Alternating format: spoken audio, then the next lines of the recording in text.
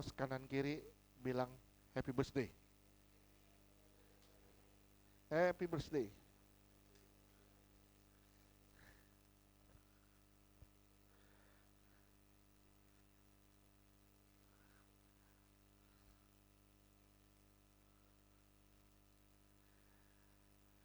Saya rindu, saya punya satu kerinduan. Kita bukan hanya konstan dalam menyembah, tapi hidup kita juga harus konstan dalam kebenaran di dalam Tuhan. Sungguh-sungguh saudara dan saya, sekali lagi sungguh-sungguh saudara dan saya hidupnya benar-benar menjadi berkat bagi banyak orang. Amin. Saya minta tolong, eh, saya minta tolong ada yang bantu. Hah? Papan.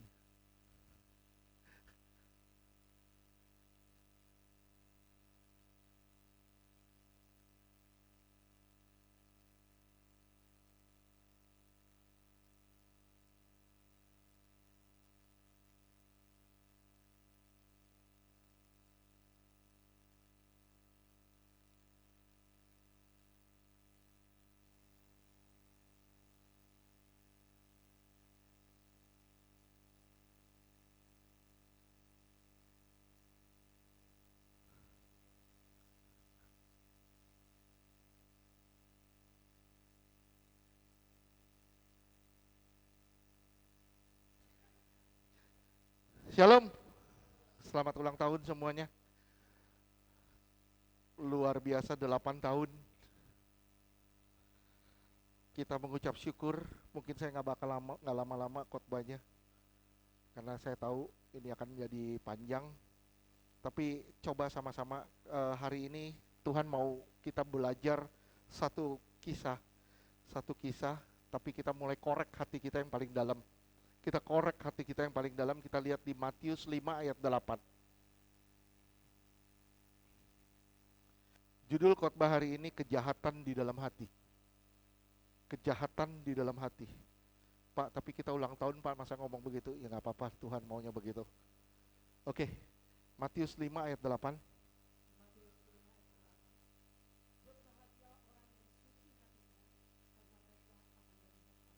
Oke, berbahagialah orang yang suci hatinya karena mereka akan melihat Allah.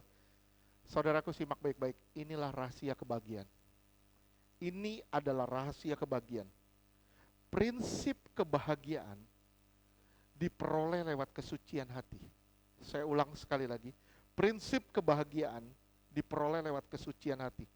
Siapapun di tempat ini yang menyimpan dendam, iri hati, tidak pernah akan bisa bahagia. Sampai selama-lamanya tidak akan pernah bisa bahagia.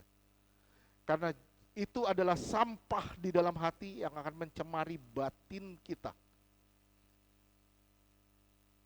Saudaraku, simak. Apa tujuan hidup ini? Apa sih tujuan hidup ini? Kita harus benar-benar concern di sini. Apa sih tujuan hidup ini? Kalau sekedar sukses di dunia, punya segalanya, saudara punya keuangan yang tidak pernah habis, pingin sekolah, habis sekolah pingin kerja, habis kerja pingin kaya, begitu udah kaya pengen tambah kaya. Semakin orang berduit, semakin orang pelit. Betul gak? Betul. Enggak, di sini mah enggak ya. Puji Tuhan, Chosen mah enggak. Oke? Karena kekayaan kita untuk menjadi berkat bagi orang lain. Amin. Ketika kita kaya, pingin tambah kaya. Setelah punya segalanya, jatuh sakit. Habis sakit, pingin sembuh. Taunya nggak dapat kesembuhan, mati. Begitu mati menyesal, semua sudah terlambat. Saudaraku, saya minta saudara simak baik-baik perkataan ini. Bagi orang yang tidak sungguh-sungguh cari Tuhan, hidup ini seperti jalan buntu. Saya ulang sekali lagi, saya ulang, simak baik-baik. Bagi orang yang tidak sungguh-sungguh di dalam Tuhan, hidup ini seperti jalan buntu. Tapi bagi orang yang mencari Tuhan, hidup ini adalah pintu menuju kehidupan kekal dan kemuliaan kekal. Amin. Kita harus punya keinginan untuk jumpa Tuhan. Sekali lagi, saudara dan saya harus punya keinginan untuk berjumpa Tuhan. Bagaimana caranya? Saudara harus punya kesucian hati. Bagaimana bisa jumpa Tuhan di kekekalan? Jika selama di dunia tidak cari Tuhan, saudara selama di dunia, saudara harus cari, kejar kebenaran dan cari Tuhan benar-benar. Dunia tidak bisa memberkati, dunia bisa memberkati secara jasmani, tapi hanya Tuhan yang bisa memberkatimu secara rohani. Amin. Lukas 12 ayat 17 sampai 21.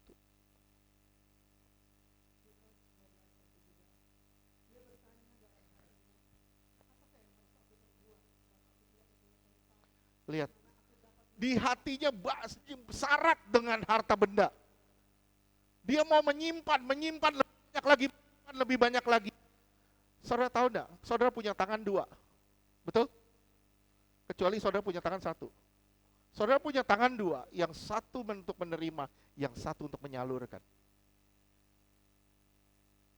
Begitu saudara punya tangan 2, tapi saudara menerima, tapi saudara tidak menyalurkan, betapa bahayanya hidup. Saya bilang, hidupmu sungguh-sungguh dalam bahaya. Coba terus lanjutkan.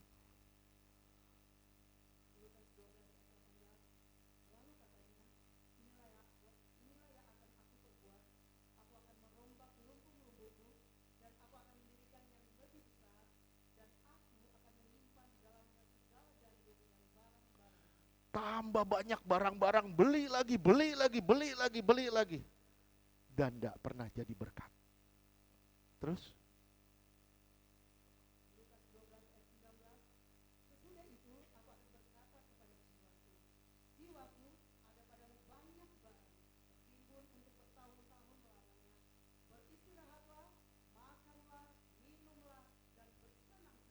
Nikmati hidup ini. Nikmatilah apa yang kau punya.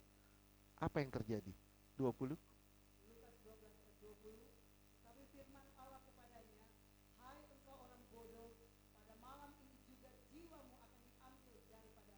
Mati. Iya. Toh kamu tidak bisa menikmati apapun di balik kubur. Terus?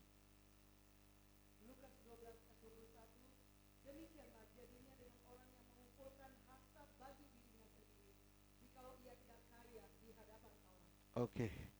Dunia bisa memberkatimu secara jasmani, tapi hanya Tuhan yang bisa memberkatimu secara rohani. Amin. Amsal 4 ayat 23.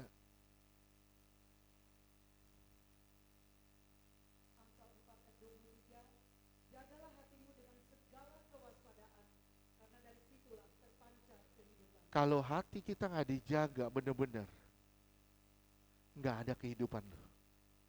Hati kita syarat dengan pesta pora, hati kita syarat dengan keduniawian.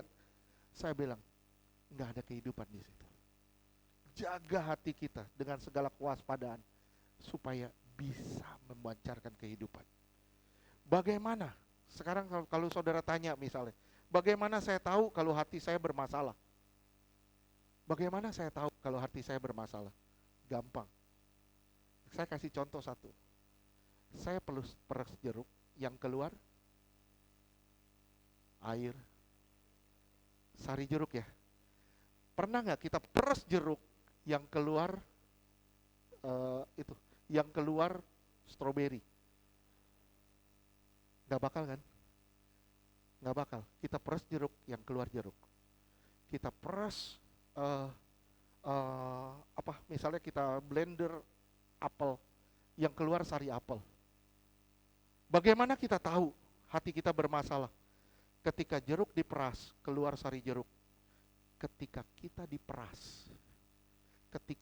diperas oleh masalah, kita disakiti, apa yang keluar?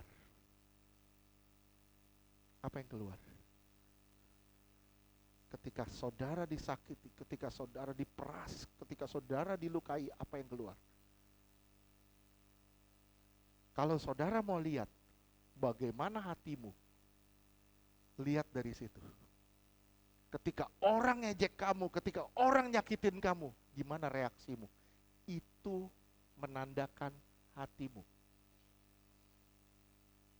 Saya ulang sekali lagi, itu akan menandakan hatimu. Jika saudara diperas, ternyata yang keluar kekhawatiran, ketakutan. Ketika saudara diperas, yang keluar kepahitan, iri hati. Itu menandakan hati saudara sedang tidak beres. Oke, kita sering ngalamin begitu masalah datang, apa yang terjadi? Takut duluan. Oke, manusiawi, takut itu manusiawi. Oke, gak apa-apa. Tapi kalau takut berlanjut, itu bukan manusiawi lagi. Itu sudah ego yang main. Paham gak sampai sini? Kalau saudara sekali lagi, kalau mau lihat hatimu, mau lihat bagaimana kedalaman hatimu, izinkan orang lain mengorek-ngorek kamu. Izinkan masalah menghampirimu. Engkau akan melihat isi hatimu yang sesungguhnya. Oke? Simak semua ya, simak ya. Ujian itu adalah cara Tuhan mengkoreksi sisi buruk dari kita.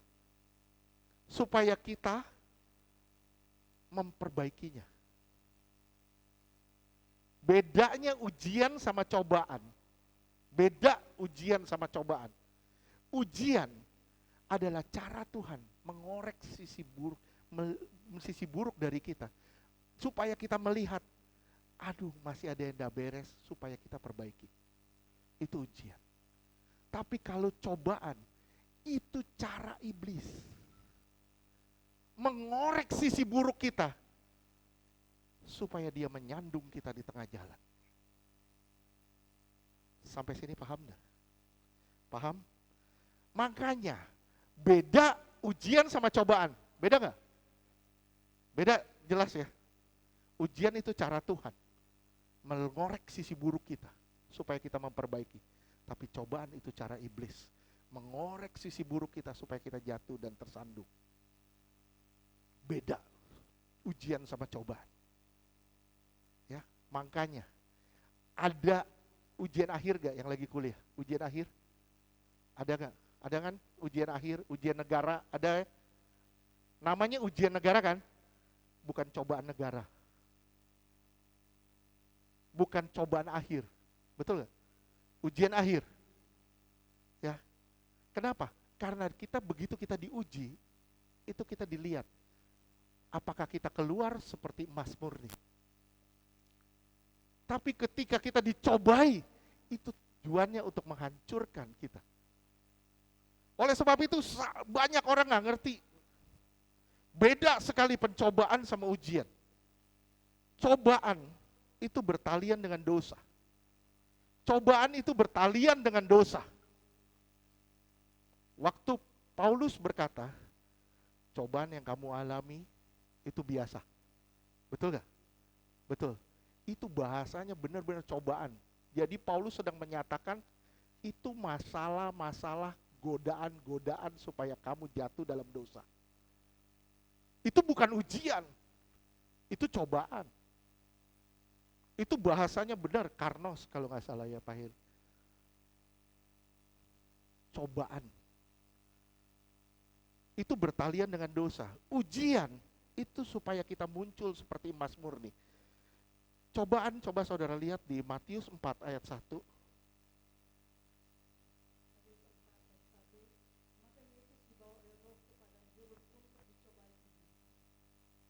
Dicobai. Ya. Coba lihat bahasa Inggrisnya. Tempted. Dicobai. Ini hubungannya sama dosa. Supaya Yesus jatuh dalam dosa. Sekarang lihat ujian. 1 Petrus 1 Petrus 1 ayat ke-7.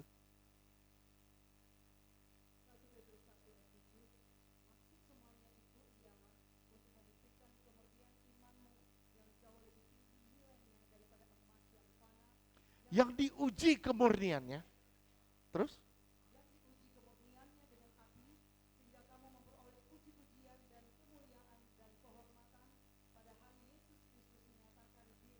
Ketika saudara mengalami ujian, tujuannya supaya saudara naik kelas. Naik ke level berikutnya. Iman itu akan naik, bertumbuh dari level 1 ke level-level berikutnya. Sampai kapan Pak? Sampai kita serupa dan segambar dengan Tuhan. Ingat gak saya pernah ngomong, gimana caranya emas itu diuji supaya emas itu tampil benar-benar murni? Gimana caranya? Nggak ada cara lain selain dibakar. Begitu sudah dibakar, dilebur, dia digosok, diasah. Sampai kapan Pak gosokannya, asahannya itu? Sampai sang pembuat bisa melihat dirinya di emas itu. Sampai Yesus bisa ngaca dan Yesus bilang, lu sama gue. Yesus berkaca, sama kita sama Tuhan. Itu tujuan ujian. Tujuan ujian supaya kita mengkoreksi diri kita. Dan kita naik ke level-level berikutnya. Tapi tujuan cobaan adalah untuk menjatuhkan kita. Sekarang sama-sama kita lihat di 1 Samuel 18. Nggak usah dibuka dulu. Nggak usah dibuka dulu. Mulai dari ayat 1 sampai 16 dan ayat 20. Kalau dibuka terlalu panjang, kalau dibaca terlalu panjang, waktunya saya takut nggak keburu. Saudara lihat, ini kisah Daud. Luar biasanya apa? Daud jarang diperkatakan di ayat ini. Komunikasi Daud itu jarang, nggak tersingkap di sini. Tapi yang pasti ada satu hal di sini, Yonatan mencintai Daud, betul? Israel mencintai Daud, betul? Betul gak? Mikal mencintai Daud. Tapi satu orang yaitu Saul yang membenci Daud. Saya mau bicara soal hati di sini. Kalau saudara datang ke Tuhan, hatimu tidak beres. Saudara harus beresin dulu. Nggak bisa kita datang ke Tuhan dengan kebencian, dengan sakit hati, atau dengan iri hati kepada orang lain. Reaksi Saul, kita lihat di ayat 8, 1 Samuel 18 ayat 8.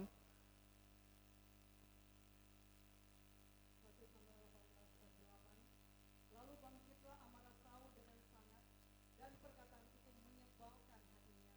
Sebab pikirnya, kepada Daud diperhitungkan mereka berlaksa-laksa, tetapi kepada aku diperhitungkannya beribu-ribu. Akhir-akhirnya jabatan raja itu pun jatuh kepadanya. Iya. Yang pertama, reaksi Saul adalah marah. Yang kedua, ayat 9.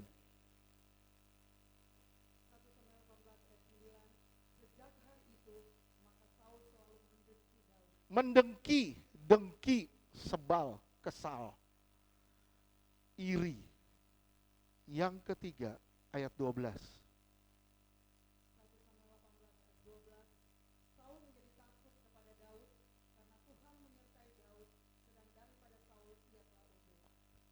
Takut.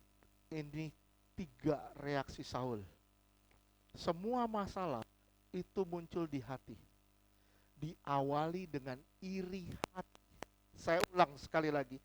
Semua masalah itu muncul di dalam hati yang diawali dengan iri hati. Ayat 7. Saudara lihat di ayat 7.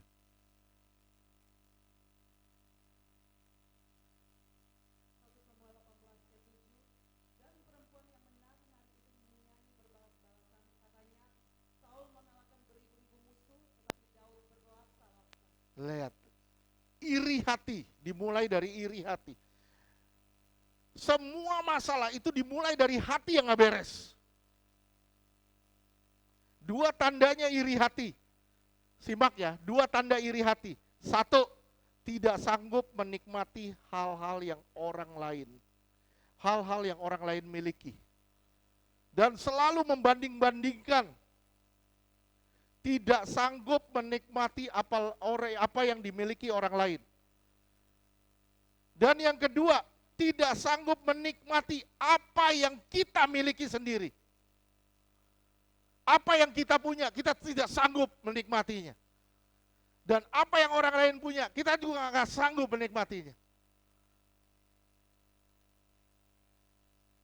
Saudara perhatikan, ini masalah muncul dari luar ke dalam. Saul menghancurkan kemampuan untuk menikmati apa yang orang lain punya. Dia nggak punya kemampuan untuk menikmati apa yang Daud punya. Dan dia juga nggak punya kemampuan untuk menikmati apa yang dia punya. Ingat, masalah hati adalah masalah yang tidak kelihatan. Kadang kita sendiri pun nggak sadar. Kita nggak sadar masalah hati. Kita ngelihat orang lain. Dan kita bilang, kok dia lebih cantik dari gue. Ayat 9.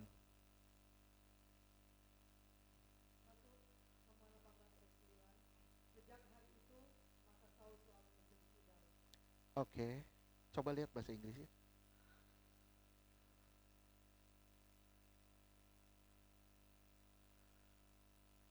And Saul eyed David. Artinya apa? Mengamat-ngamati. Mengamat-ngamati Daud sejak saat itu. Orang yang memperhatikan gerak-gerik orang yang dia iri. Saul memperhatikan gerak-gerik orang yang dia iri.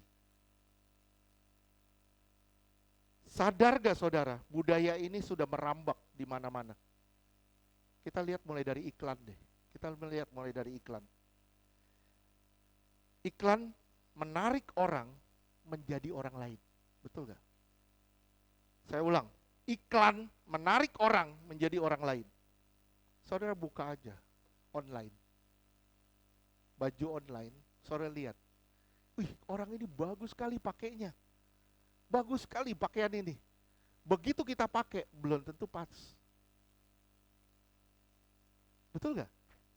Begitu kita pakai, kok gue kayak lepet. Kok dia bagus banget.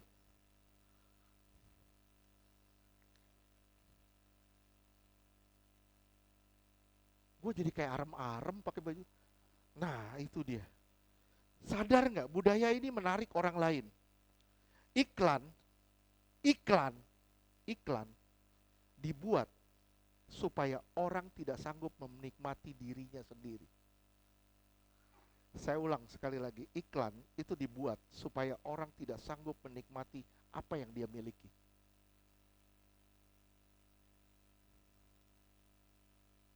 Iri hati, kita tanpa sadar lewat iklan, kita ngelihat orang lain lebih cantik dari kita. Orang lain lebih bagus dari kita. Lewat iklan. Amin. Hati-hati sama belanja online. Dan ternyata banyak sekali orang terjebak di dalam belanja online yang akhirnya dia tidak menjadi dirinya sendiri. Betul gak? Saya beli ini nih. Saya beli ini dudukan gitar di online. Saya ngeliat, wih bagus ini murah. Sekian puluh ribu. Begitu datang, ya ilah. Masuk gitar aja kagak di bawah. Sampai saya bilang, aduh. Setiap kali belanja, saya bilang, aduh belanja online begini mulu. Akhirnya saya bilang yang benar belanja online cuman beli perjamuan sama roti perjamuan. Nah itu benar, datangnya pas. Yang lain nggak ada yang pas. Nah puji Tuhan baju ini nih penari-penari ini dari online juga. Tapi memang datangnya sih nggak pas bahannya.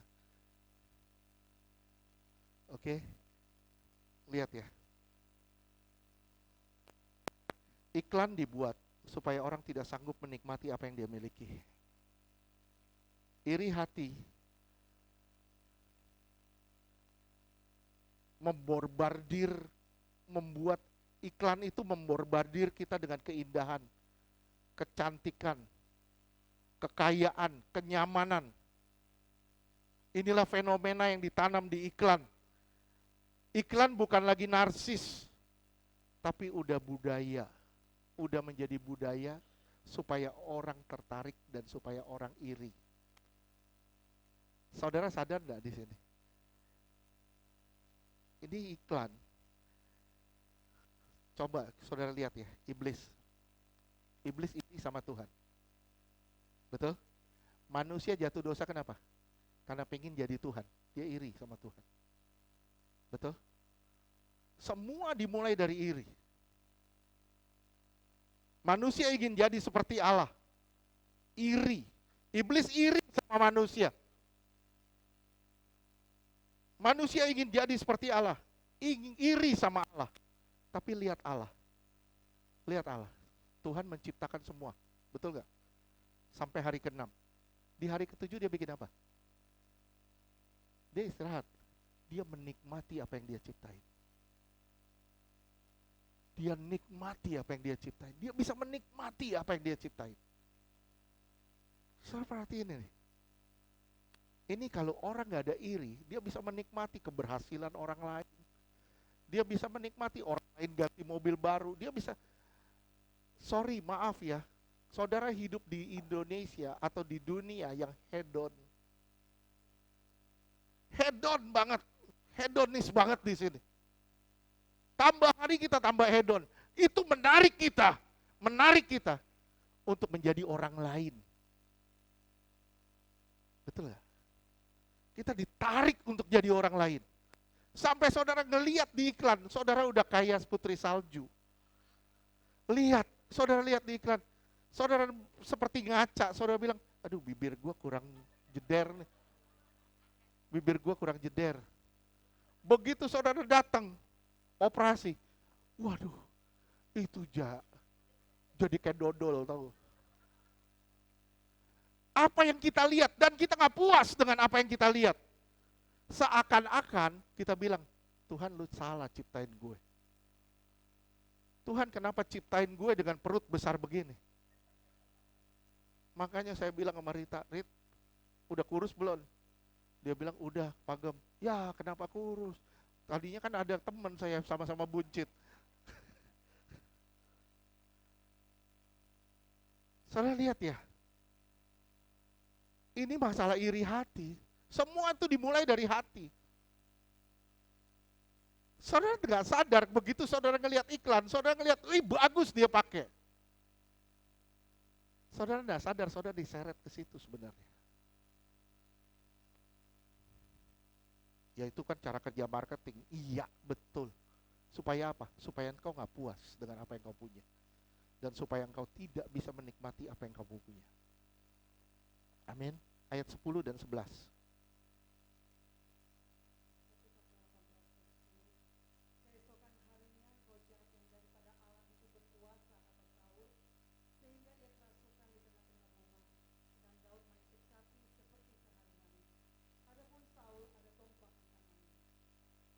Ya, ayat 11.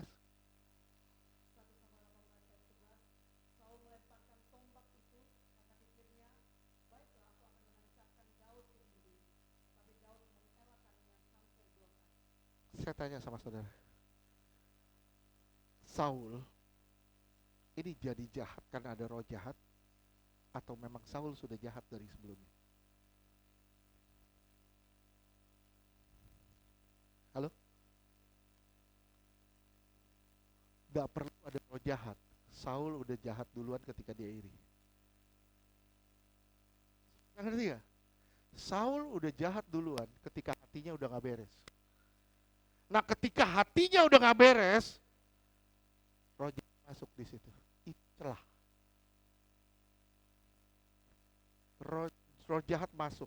Dan dosa itu selalu bersifat progresif. Tidak ada dosa yang menurun. Tapi dosa itu selalu menarik kita pada dosa-dosa lain. Dosa itu bersifat progresif. Dia buka celah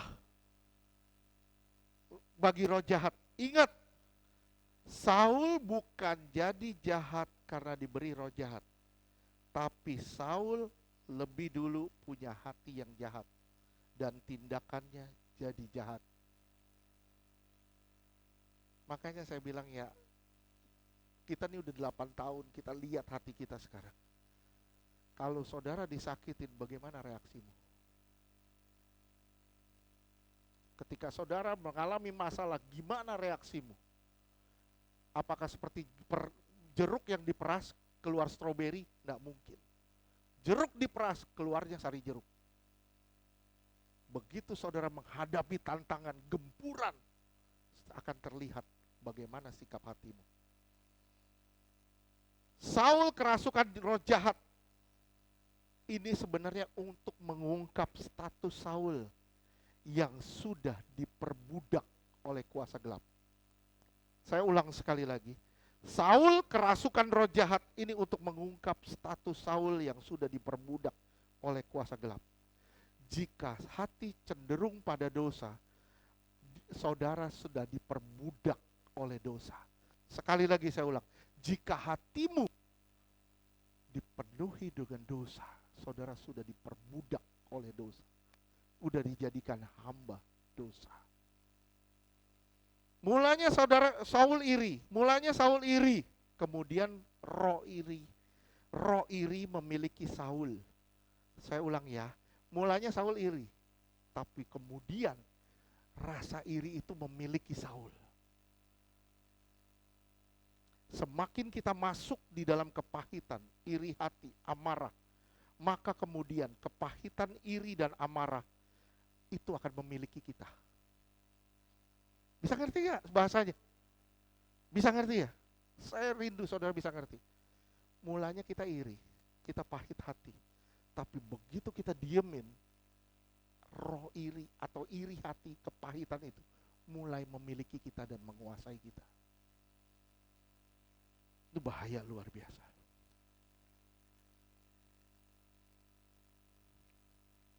Kita diperbudak oleh rasa iri itu. Mulanya Saul memiliki iri hati. Simak ya. Mulanya Saul memiliki iri hati. Tapi akhirnya iri hati memiliki Saul.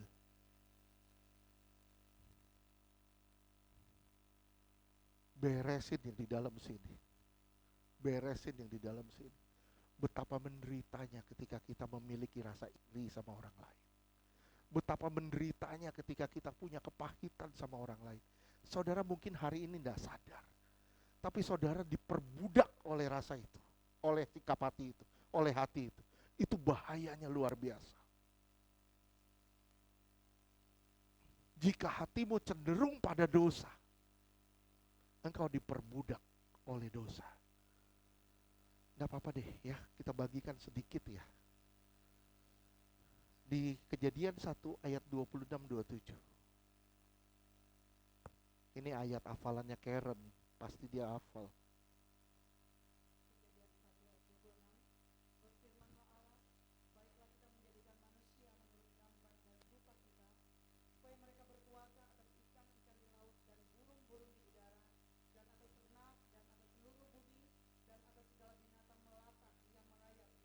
Iya. Lihat ya. Terus ayat 27.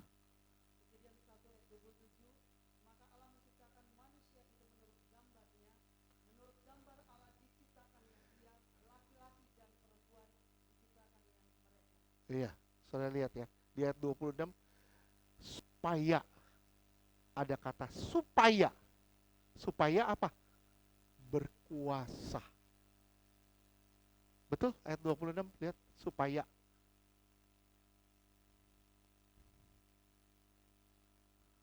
Supaya mereka berkuasa. Pertama dibilang, jadikan manusia menurut rupa dan gambar, supaya mereka berkuasa. Sekarang saya ngomong sama saudara, berapa banyak orang-orang Kristen yang dikuasai sama seluruh bumi. Contohnya Pak, contohnya gini, kita dikuasai sama materi. Betul? Banyak orang Kristen dikuasai materi. Sadar nggak saudara? Di situ dibilang, engkau tidak serupa segambar dengan Tuhan. Kalau engkau tidak lagi dikuasai materi, baru engkau segambar serupa Tuhan. Sadar gak? Sekarang kita ngomong lagi. Narkoba, itu dari apa bahannya? Tanaman? Tumbuhan? Rokok dari apa bahannya? Tumbuhan? Betul? Berapa banyak orang dikuasai sama rokok, sama narkoba? Padahal Tuhan bilang supaya mereka berkuasa. Banyak orang tidak berkuasa sama alkohol. Banyak orang tidak berkuasa sama seks. Kenapa? Karena mereka tidak segambar serupa Allah.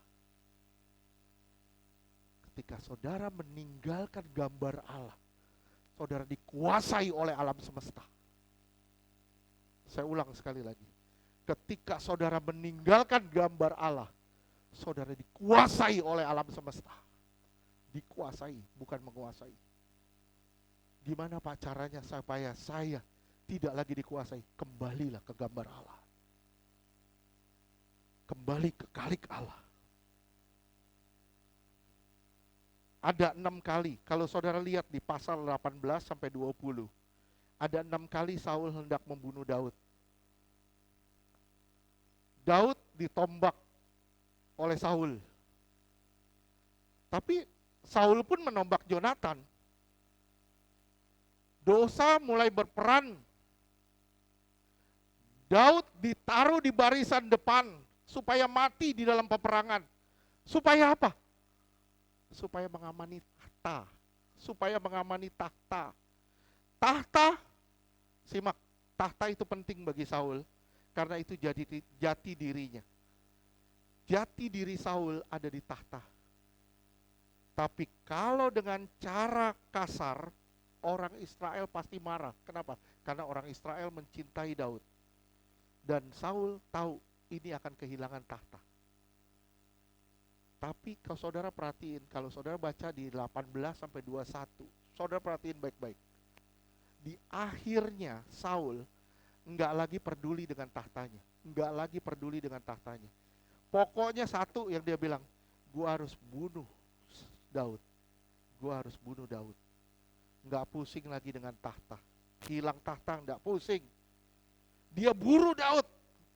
Hatinya sudah kotor. Buat orang tidak rasional. Saya ulang sekali lagi. Kalau hati saudara kotor, membuat pikiran saudara tidak lagi rasional. Contohnya Pak, saudara lihat Sambo. Contoh lagi, saudara lihat Mario Dendi. Kenapa? Karena hatinya sudah kotor. Dosa satu mengiring saudara pada dosa-dosa lain. Dan membuat kita tidak bisa lari dari dosa itu. Dan membuat saudara tidak lagi rasional. Saudara, saya minta saudara garis bawah ini. Apapun yang menurut saudara penting, apapun yang menurut saudara penting, itulah yang akan mengontrol saudara. Saya ulang, apapun yang menurut saudara penting, itu akan kontrol saudara. Kalau saudara bilang duit penting, duit akan kontrol saudara. Kalau saudara bilang rumah penting, rumah kontrol saudara. Kalau saudara bilang kesenangan saya penting, kesenangan itu akan kontrol saudara. Apapun yang menurut saudara penting, itu akan kontrol saudara. Saya rindu semua di sini. 8 tahun kita udah berjalan. Kita semua di sini keluar dengan hati yang bersih. Enggak ada lagi hati yang macam-macam. Tapi gimana Pak pemberesannya? Saudara lihat ya. Ayat 1 sampai 4, 18 ayat 1 sampai 4 kita mau tutup nih.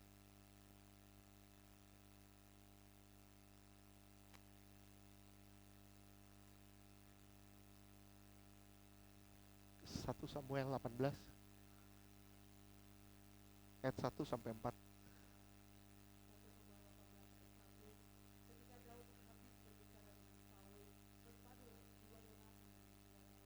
Berpadulah, saudara harus berpadu dengan Tuhan. Berpadu dengan Tuhan. Bersatu dengan Tuhan. Terus sampai saudara mengasihi Tuhan segenap hati saudara. Terus? Terus?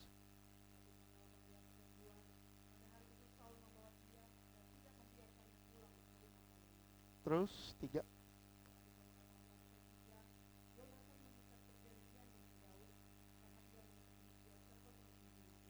Lihat, bukankah ini yang harus dilakukan ketika saudara berhadapan dengan sesama? Kasihilah sesamamu manusia seperti dirimu sendiri. Terus? Jubah itu artinya apa? Kedudukan. Karena dia siapa? Yonatan siapa sih? Dia putra mahkota. Dia putra mahkota. Dia tanggalin jubahnya, sama aja dia tanggalin mahkotanya.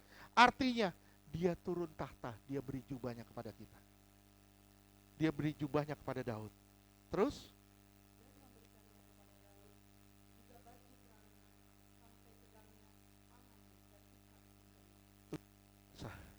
Dia beri semua baju perangnya, panahnya, pedangnya, mata pedang.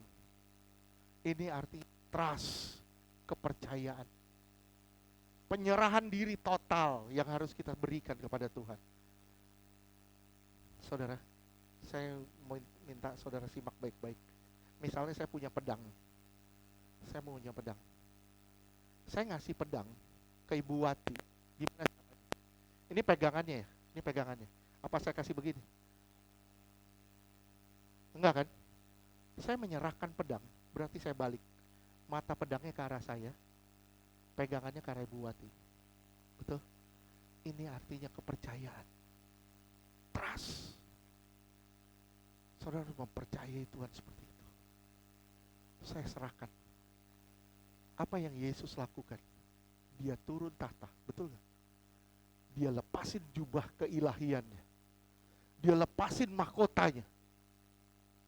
Bahkan dia serahkan pedangnya ke kita. Tuhan bilang gini, ayo tusuk aku. Tusuk. Tuhan percayakan semuanya ke kita. Betapa luar biasanya Tuhan kita.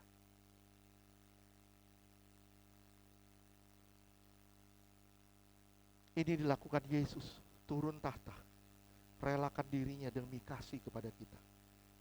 Bagaimana hasilnya? Kita dibersihkan sama Tuhan. Kita dibersihkan lewat kasih-Nya. Allah tinggal di dalam kita. Allah tinggal di dalam saudara. Sehingga saudara dapat mengasihi sesama seperti saudara diri saudara sendiri. Dan saudara gak pusing dan gak pusing sama apa yang ada di dunia ini. Kenapa? Karena yang dunia ini sementara. Saya ulang sekali lagi. Jika sesuatu yang penting, sesuatu yang saudara anggap penting, itu akan mengontrolmu, mengendalikanmu. Kalau keluargamu kamu anggap penting, saya bilang, keluargamu akan menjadi kontrol atas kamu. Kalau harga dirimu penting, harga diri akan mengontrol kamu. Kalau harta penting, harta akan kontrol kamu. Apapun yang saudara anggap penting, dia akan jadi kendali atas kamu. Kalau anak saudara pikir, anak ini sangat penting, saya bilang, anak akan kontrol kamu. Amin. Mari saudara-saudara kita lihat hati kita yang paling dalam. Apakah kita benar-benar di dalam Tuhan? Apakah kita benar-benar sungguh-sungguh mengasihi Tuhan? Kalau saudara sungguh-sungguh mengasihi Tuhan, saudara akan lepasin semua kotoran-kotoran. Saya bilang sama istri saya, ini wabah. Wabah di luar. Itu bahaya. Tapi lebih bahaya wabah di dalam hati kita.